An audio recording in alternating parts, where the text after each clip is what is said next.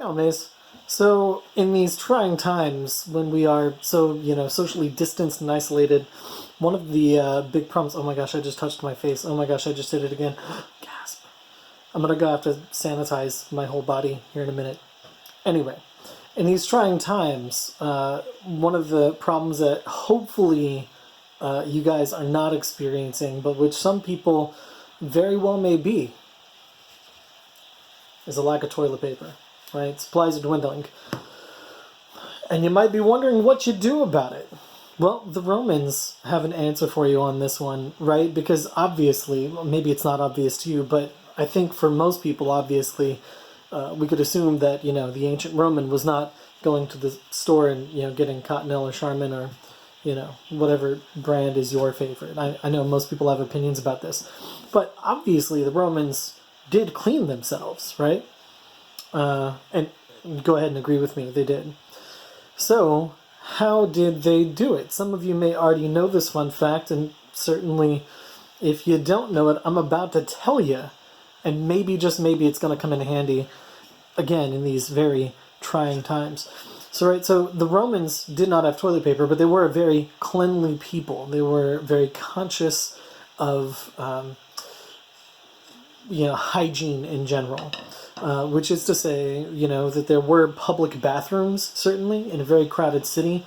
This is one of the problems that you realize, is that if you don't give people places to go, they will go nevertheless. So what the Romans did was, in their public bathrooms, they would use a sponge on a stick. That's right, that's what they cleaned themselves with, a sponge on a stick. And every time I tell this fun fact to somebody, the question they always come back with is nearly always the same. Did everybody use the same one? And the answer is, of course. I mean, don't imagine you got, hordes of Romans walking down the street all carrying a sponge on a stick.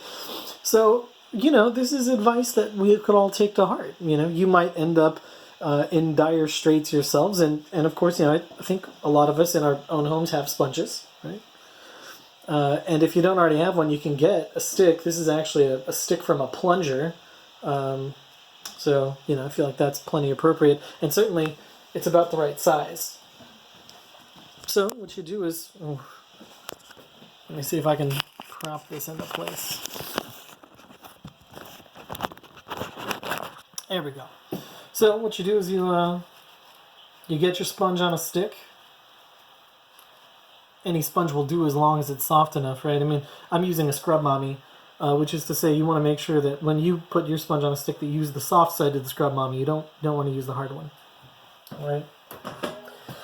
But here's the other aspect of this is, obviously, you've got to keep your sponge on a stick clean, right? It does you no good to clean yourself with something that is also unclean. And the Romans, of course, they're smart people. They have a solution for this too. They keep the sponge in a solution of salt water. That's how they clean it. Now, any salt, I assume, I don't actually have an ancient Roman recipe, but I assume any salt will do. You could probably use iodized. Of course, I myself am a classy person. I'm not just going to use whatever random salt.